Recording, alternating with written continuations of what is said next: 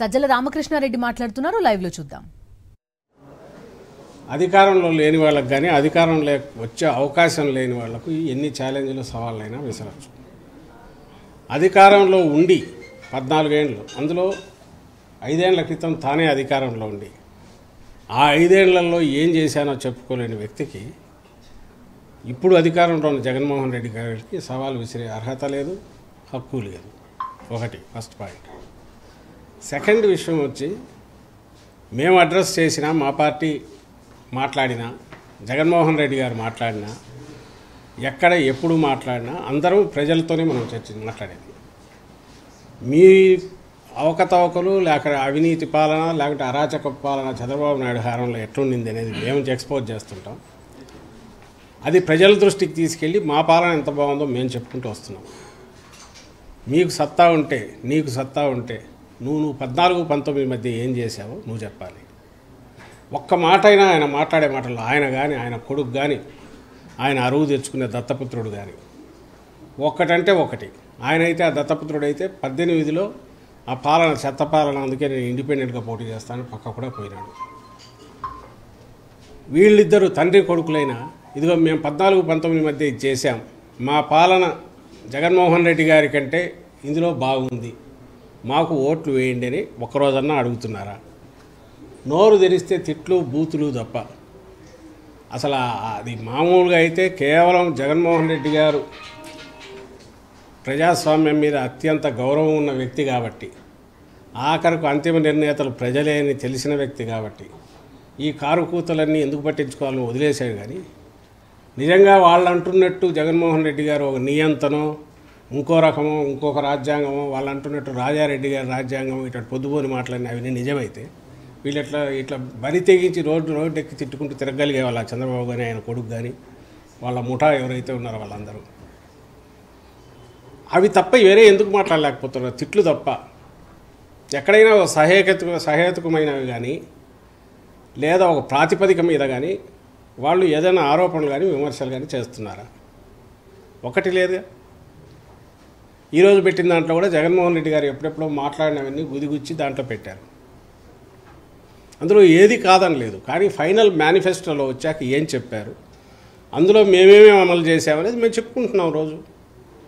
అందులో ఏది కాదు నిజం కాదు చెప్పమనండి.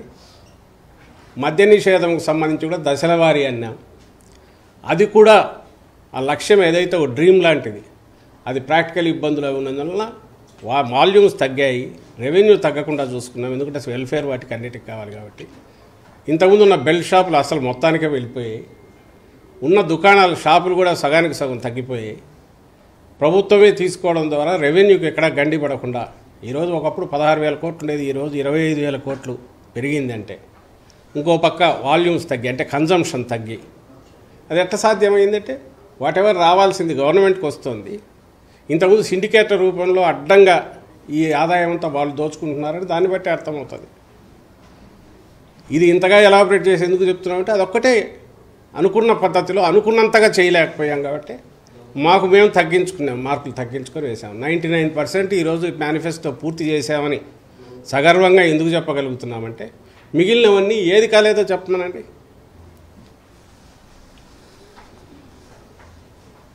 అవేమీ చెప్పలేకపోగా ఈరోజు ఉన్నటువంటి సడన్గా చర్చకు రండి, ఇంకో దానికి రండి అంటే చర్చకు రావడానికి రెడీనే.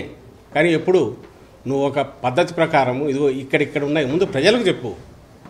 14-19 మధ్య నేను ఇవి చేశాను, ఇవి జగన్మోహన్ రెడ్డి గారు తీసేశాడు, లేదా ఈయన చేసినవి ఇది బాగాలేదు, నేను వీటిని తీసేసి ఇది పెడతాను, లేకపోతే వీటికంటే మెరుగ్గా పెడతాను చెప్పు.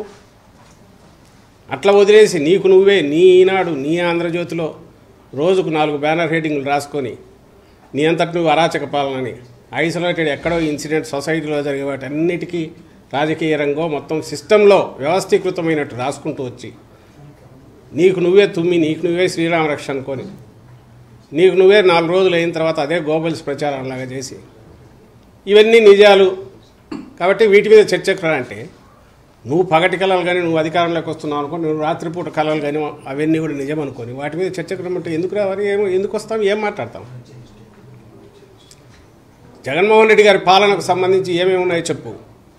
పాలనలో మేము చెప్పుకున్న వాటిలో, చెప్తున్న వాటిలో ఏం అబద్ధాలో చెప్పు. విత్ ఫిగర్స్ చూపించు, అప్పుడు రా. అప్పుడు కూడా నీకు జగన్మోహన్ రెడ్డి గారు ఎందుకు, వేరే ఎవరైనా నాయకులు వస్తారు కూర్చుంటారు. ఎప్పుడు వస్తారంటే నువ్వు అనే దాంట్లో అది అసంబద్ధంగా లేకపోతే, హేతుబద్ధంగా ఉంటే, అప్పుడు ప్రజలే నువ్వు అన్న దాంట్లో అర్థం ఉంటే నిన్ను అభిమానిస్తారు, ఆదరిస్తారు. లేదనుకుంటే మళ్ళీ చీత్కరిస్తారు. అంతిమంగా నిర్ణయించేది ప్రజలు. అది కూడా దగ్గరలోనే ఉందిగా 50 రోజులు. ఇదేం పెద్ద 2 ఏళ్ళు 3 ఏళ్ళు లేదు. దానికి ఇక్కడ పొద్దుపోని ఛాలెంజ్లు ఎందుకు, ఊసిపోక మీడియాలో స్పేస్ కోసం ఇది చేయడం ఎందుకు? మేమనేది అదే. ఇప్పుడు ఫైనల్ స్టేజ్కి వచ్చాం. మేమేమేం చేశామో ఎప్పటికప్పుడు ప్రజలకు చెప్తున్నాం. మేము ఎట్లా ఎన్నికలకు సిద్ధం కావాలో మేము అవుతున్నాం. నువ్వు ఒక్కటంటే ఒక్కటే చేస్తున్నావు. అది అసలు ఎక్కడ మొదలు పెడుతున్నావో తెలియదు, ఎక్కడికి వెళ్తున్నావో తెలియదు. నీ అమరావతి రాజధాని ఎట్లయితే రోడ్లు ఒక దగ్గర మొదలు ఇంకో దగ్గర అయిపోతావు. నువ్వు అంతే. ఓ రోజు ఇప్పటికి 20-30 పేర్లు పెట్టుకొని బయలుదేరినట్టున్నాడు. శంకారావాలు, కదలరాలు, అంతకుముందు ఇంకా ఏంటేంటో. 4 రోజులు కొడుకు తిరుగుతాడు, 4 రోజులు ఈయన తిరుగుతాడు, ఇంకో 2 రోజులు ఆయన దత్తపుత్రుడు తిరగబోయి ఆయన మానేస్తాడు. ఏ సభలో ఎందుకో తెలియదు. అందులో ఎక్కడెక్కడ పట్టుకొచ్చి 2-3 వేలకు నుంచి ఉండట్లా. అక్కడ పోయే ఛాలెంజ్లు విసిరేది. మీకు మీరు పగట్టుకెళ్ళాలి అనేది మీ వీపులు మీరు చచ్చుకుని మాట్లాడడం కౌంట్ డౌన్ అని ఇంత ఎందుకు? స్ట్రైట్ ఈ రోజు నుంచి పెట్టుకోండి. రోజు ఏమేమి అనాలనుకుంటున్నారో ఖచ్చితంగా ఆరోపణలు ఇదిగో ఈ ప్రాతిపదిక మేము చేస్తున్నామనండి రిప్లై ఇవ్వడం ఇస్తాడు ఖచ్చితంగా. ఇప్పుడు ఇవన్నీ కూడా అనవసరం. నిజంగానే కౌంట్ డౌన్ మొదలైంది. 50 రోజులు. మేము అదే అనేది ప్రజలు నిర్ణయిస్తారుగా. ఈ రోజుకు మేము ఏమేం చేశాము, ఇవి చేశామని సగర్వంగా చెప్పుకోగలుగుతున్నాం. మా నాయకుడుగా అంత ధీమాతోనే మేము మంచి చేశామనుకుంటేనే మీరు ఓటు వేయండి, ఆశీస్సులు ఇవ్వండి అని ధీమాతో నిబ్బరంగా జనాన్ని అడగగలుగుతున్నారు. నువ్వు అలా అడగగలుగుతున్నావా? మేము పెట్టిన వాలంటీర్ల వ్యవస్థ ఓ బ్రహ్మాండమైన డెలివరీ సిస్టమ్ అని మేము చెప్పగలుగుతున్నాం. నీకు నిజంగా నీవు పెట్టిన దాని మీద నమ్మకం ఉంటే చంద్రబాబు నాయుడు తాను పెట్టిన అదేది జన్మభూమి కమిటీలు అత్యుత్తమమైనవి, మేము వస్తే అవే తీసుకొస్తాం, వాటితోనే మేము పని చేయిస్తామని ఒక మాట అనుకోమను. ఎందుకు ధైర్యం చాలట్లా? ఆ మాట ఎందుకు అనట్లా? అలాగే చంద్రన్న కానుకనే నేను ఇస్తాను అని ఎందుకనట్లా? ఇంకొకటేదో ఆ పేర్లు ఎందుకనట్లా? అవే బ్రహ్మాండమైనవి అని ఎందుకు చెప్పలేకపోతున్నాడు? నా ఆదరణ కింద కత్తెరలే ముఖ్య, అవే బ్రహ్మాండమైనవి, అవే ఇస్తాను నేను ఎందుకని లేకపోతున్నాడు? మేము అనగలుగుతున్నాం. ఇగో ఇవన్నీ చేశాము, వీటి కంటిన్యూయేషన్ కావాలి. వీటి కంటిన్యూయేషన్ కావాలంటే మళ్ళీ మా పార్టీని ఎన్నుకొని మేము అనగలుగుతున్నాం. నువ్వు ఏమి చూసి నీకు ఓటేయాలనో ఒక్కసారి చెప్తే జనానికి కన్ఫ్యూజన్ పోతుంది. నచ్చితే నిన్ను ఆదరిస్తే నిజంగా ప్రజాస్వామ్యంలో అది కరెక్ట్ కూడా అవుతుంది. ఇట్లా ఊరికి పొద్దుపోని ఊపిసిపోక మాటలు, పొద్దుపోని సవాళ్ళు, తాటాకు చప్పుళ్ళు, వీటి వల్ల ఏం ఉపయోగం ఉంటుంది మేము చేసిన వాటి వల్ల?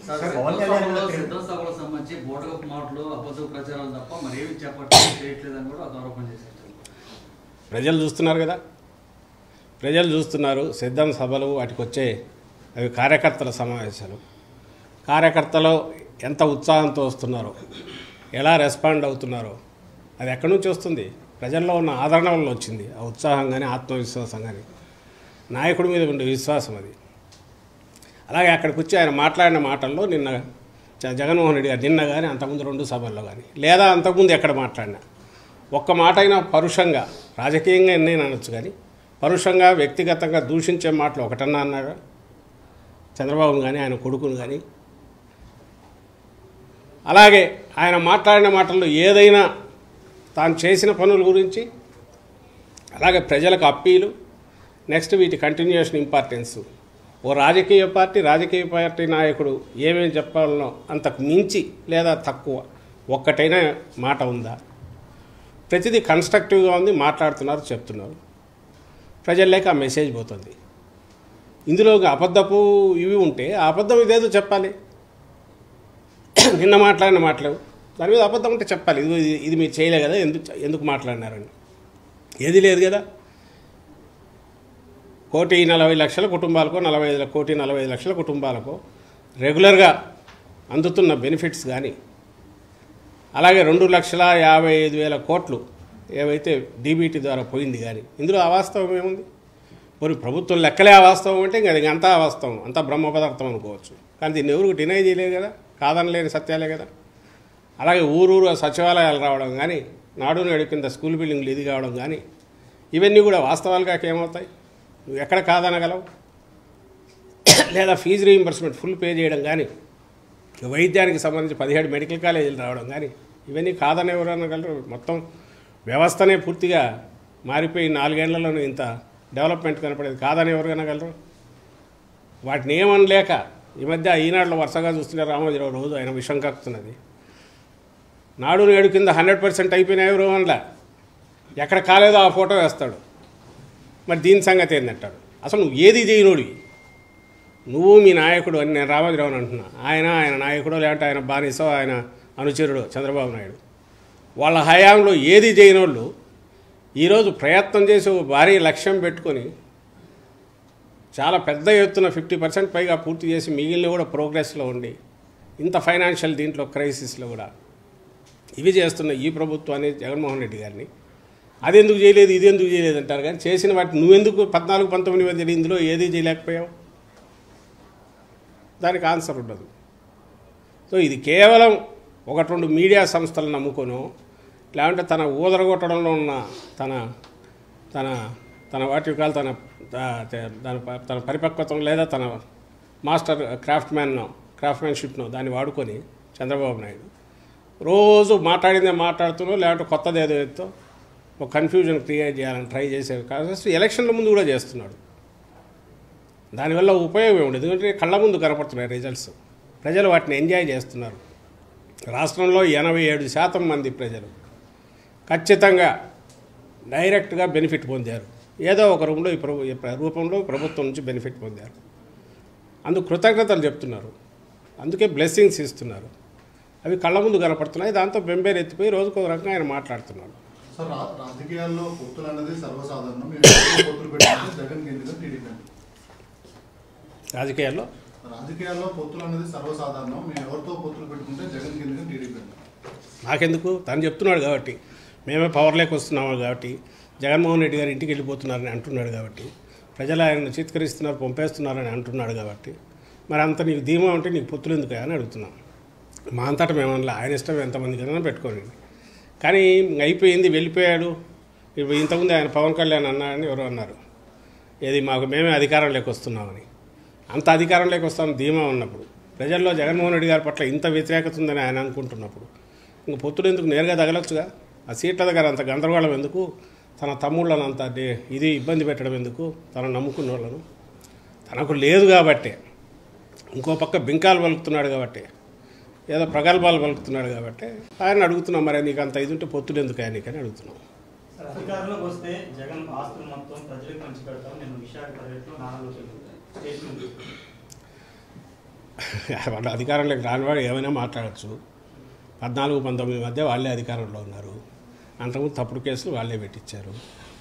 ఈ అధికారంలోకి వస్తే అన్నీ తీసుకొని పంచుతారు. ఈ పొద్దుపోని మాటలన్నీ ఎందుకు? ఇప్పుడు ఆయన ఆస్తులు ఎవరు ఇటు పంచలేరు. 2 ఎకరాలు 1/2 ఎకరా నుంచో అక్కడికి ఎదిగినాడు లక్షల కోట్లలోకి. అవన్నీ మేము పంచుతామంటే కూడా అంతే అసంబద్ధంగా ఉంటుంది. జగన్మోహన్ రెడ్డి గారు నేను వస్తే అవన్నీ పంచుతానంటే ఎప్పుడు అనలా జగన్మోహన్ రెడ్డి గారు. అవి ఎలాగో రామనే ధీమా, ఇంకోటి వచ్చినా ఏం చేయలేరు అనేది ఒకటి.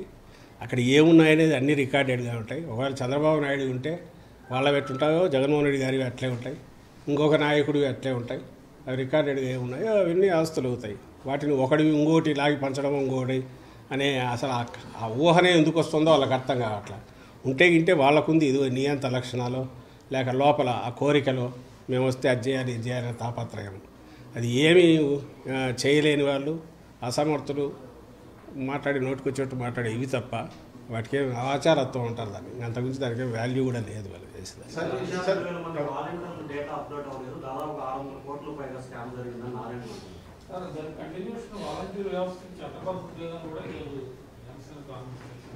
వాళ్ళు ఏమన్నా అనుకొని ఛాలెంజ్ చేస్తారు, ఏమైనా చేసుకొని తప్పలేదు. కానీ ఏ డేటా 1,02,000 మంది వాలంటీర్లు డేటా లేదు, 617 కోట్లు అవినీతి జరిగింది వాళ్ళ పేరు మీద, దానికి చట్టబద్ధత లేదు. దీనికి ఏం సమాధానం చెప్తారు వైసీపీ?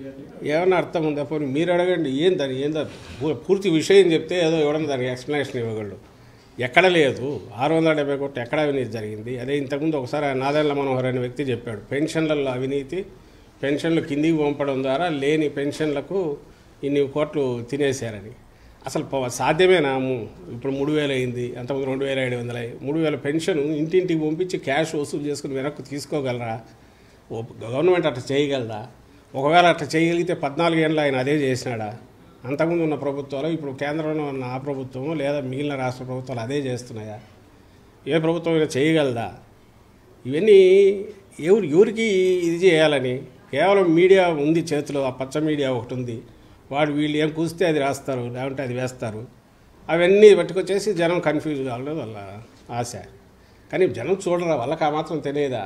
వీళ్ళ ఇంగితం లేని మాటలో వాళ్ళకు లోపల ఉండే ఇదంతా బయటకు అక్కడ ఏవైతే చంద్రబాబు నాయుడుకి లక్షణాలన్నీ ఉన్నాయో అవన్నీ జగన్మోహన్ రెడ్డి గారికి ఆపాదించాలని చూస్తున్నారు.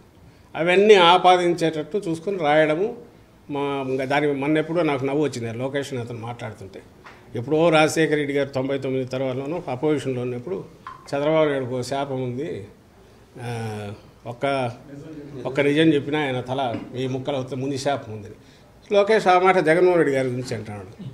బహుశా అప్పుడు పిల్లోడు కాబట్టి తనకేం గుర్తున్నట్లే. మన ఆయన గురించే అప్పుడు రాజశేఖర రెడ్డి గారు అన్నారనేది గుర్తున్నట్లే. ఆ మాట జగన్మోహన్ రెడ్డి గారి గురించి అంటున్నాడు. ప్రపంచం అంతా తెలుసు అబద్ధం నిజం చెప్తే తల చెక్కలవుతుంది అని. చిన్న పిల్లోడిని అడిగినా స్టేట్లో మనం క్వశ్చన్స్లో ఎక్కడన్నా అడిగితే ఎవరంటే చంద్రబాబు నాయుడు అంటారు. అంతగా అందరికీ తెలిసిన వ్యక్తి చంద్రబాబు నాయుడు. ఆయన కొడుకు వచ్చి జగన్మోహన్ రెడ్డి గారి గురించి అలాంటి ఇది చెప్పాలనే ప్రయత్నం చేస్తే ఇప్పుడు అర్థమవుతుంది. ప్రతిదీ మీరు ఏదన్నా చూడండి, వాళ్ళు చేసినవన్నీ మాకు ఆపాదించాలని వస్తుంది. ఓట్ల గురించి ఈరోజు ఒకటోటి కెలికితే కుప్పంలో సుమారుగా లాగినాము తీసి, అవన్నీ దొంగ ఓట్లన్నీ ఉండేది వాళ్ళు. కానీ రోజు బ్యానర్ హెడ్డింగ్లు వచ్చి ఓట్లు తీస్తే మా ఓట్లన్నీ తీసేస్తున్నారో అని వాళ్ళే రాస్తారు. అలాగే కొత్త ఓట్లు చేర్చే దగ్గర కానీ ఇంకోటి కానీ హడావుడి చేసి ఒక లేని ఏదో క్రియేట్ చేయడము, అది ప్రజలు నమ్మబలికేటు ఆ పేపర్లలో రాయడము, తద్వారా ప్రజలను ఇంప్రెస్ చేయాలని చూడడం.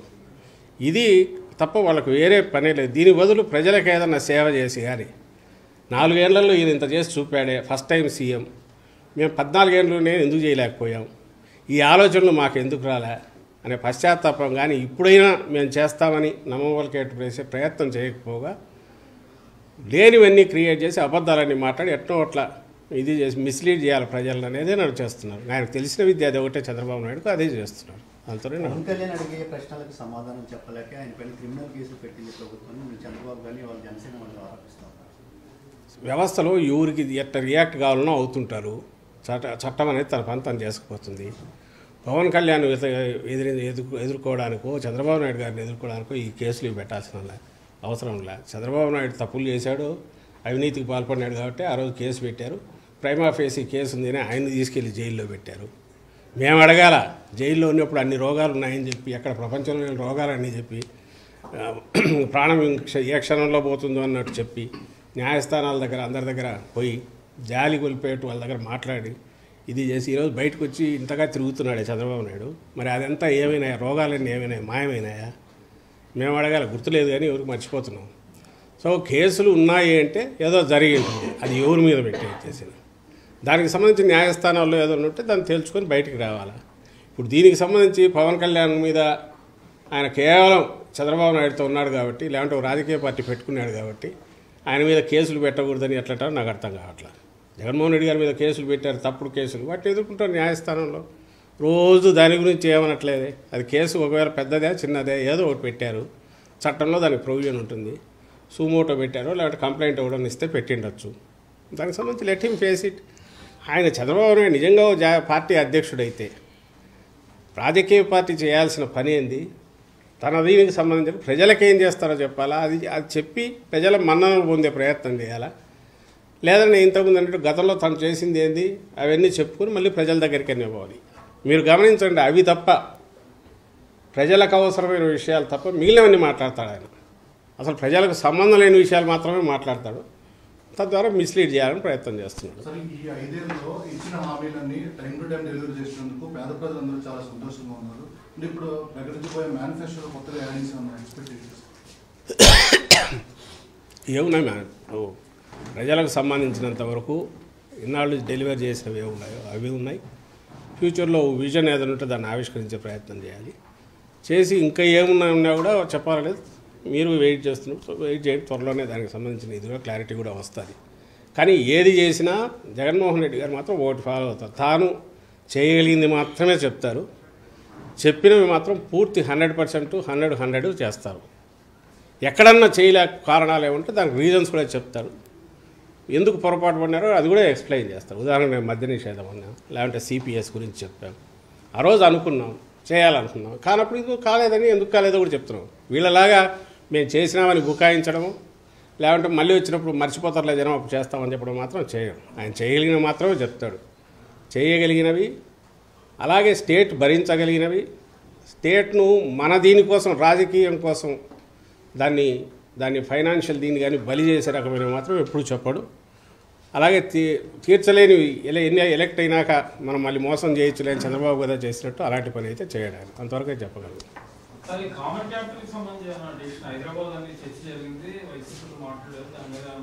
దేవుంది అయిపోయింది కదా, ఎవరన్నారు? సుబ్బారెడ్డి గారు ఒక కాంటెక్స్ట్లో ఆయన ఏదో అన్నట్టున్నారు. జనరల్గా ఆస్తులు ఇంకా తేలాల్సినవి ఉన్నాయి, అక్కడి నుంచి మనకు రావాల్సినవి ఉన్నాయి అనే ఉద్దేశంతో అన్నట్టున్నారు. కానీ దాని గురించి పార్టీ పరంగా అయితే ఎలాంటి ఇది లేదు, అది అయిపోయింది. అది history, as of now that's history. But at the same time Telangana నుంచి మనకు రావాల్సినవన్నీ మనం రాబట్టుకోవడం ఎట్లా చూడాలి, సెంటర్ కూడా వీలైన త్వరగా విప్పించేది చేయాలి, ఆ ప్రెజర్ పెట్టాలా, అదైతే జరగాల్సిందైతే ఉంది.